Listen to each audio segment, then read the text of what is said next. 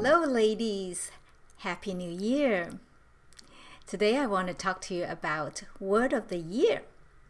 On New Year's Day, I gave you a prompt to come up with your Word of the Year.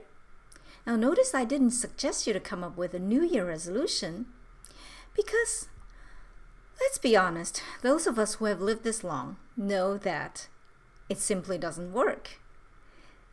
Yeah, it may work for a week, a month, but it doesn't have a sustaining power to it. That's why I asked you to come up with a Word of the Year. Now there's a caveat. If you treat it like a New Year resolution, it probably will end up being as useless. That's why I want to talk to you about how to use this Word of the Year to make it meaningful for you. Of course, like everything that I talk about, I must try it out before I recommend it to you. So, in a little while, I'm going to share with you my word and how I'm using it. Before I tell you how I use it, I want to just give you a sense of how to treat it so that it actually works for you throughout the year. Think of your word as your internal GPS. When you are driving or walking, the GPS tells you exactly where you are at the moment, right? So when you keep your Word of the Year within your mind's vision at all times, you're going to know where you are from moment to moment. This knowing will motivate you to bring your actions to the direction of where you have decided to go. So the function of this word is to help us make decisions from moment to moment so that we can get back to our center, or a place where we honor ourselves to the highest degree. And that self includes our body, our energy, etc. I think of the word as the end result or the outcome of my actions. It's the ultimate emotion that I want to feel.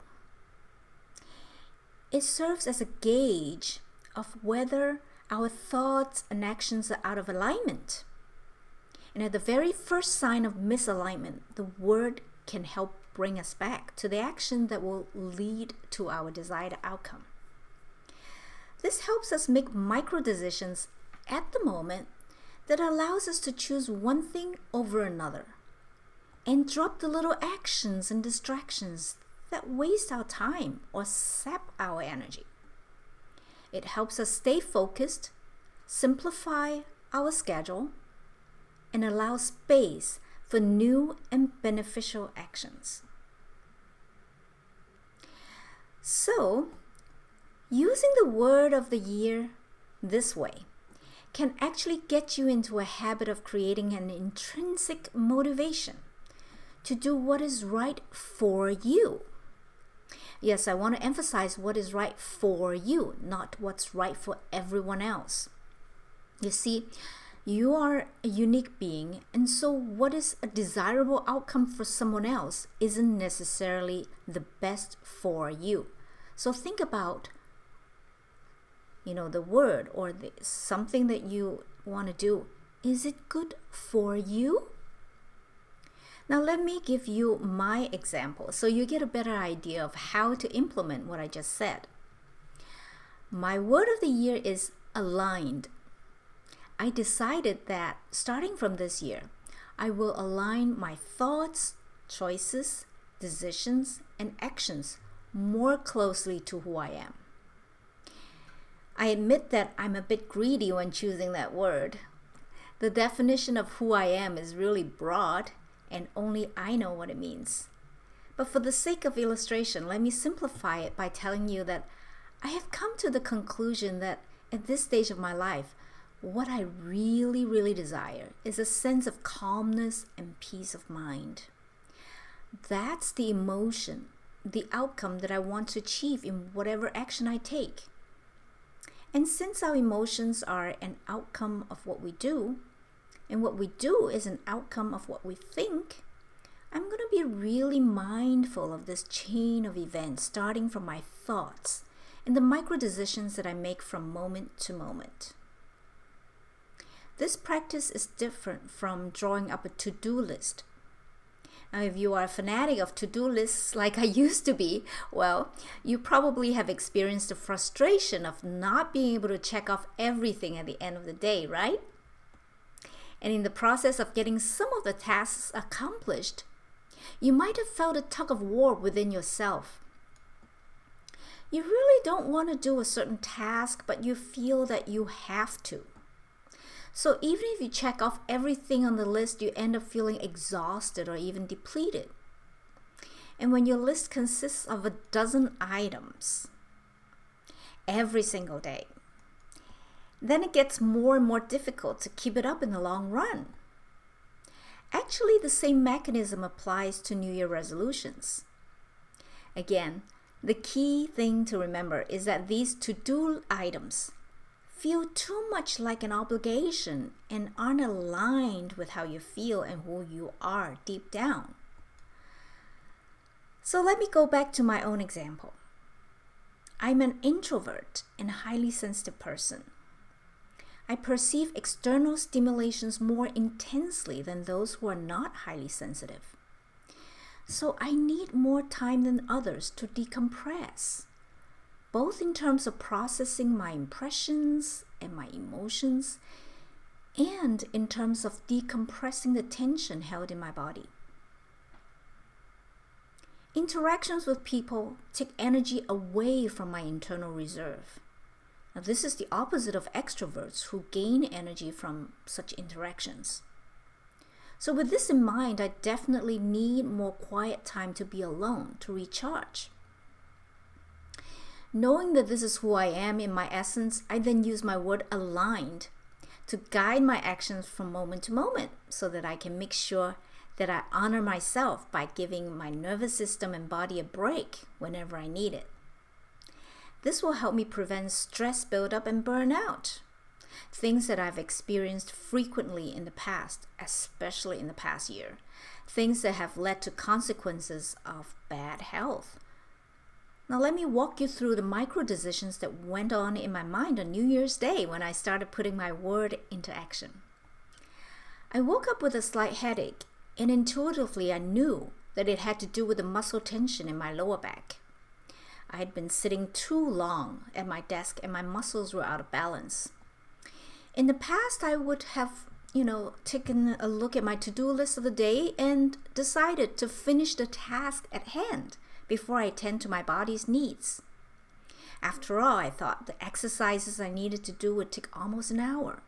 So I would procrastinate until the end of the day, and when it was already too late at night for me to feel motivated to do them. So on New Year's Day, I thought about my word aligned, and I decided right away that yes, I wanted to honor myself by getting up right away and do something to feel like I'm back to my best and optimal self, to feel a sense of calm and peace again.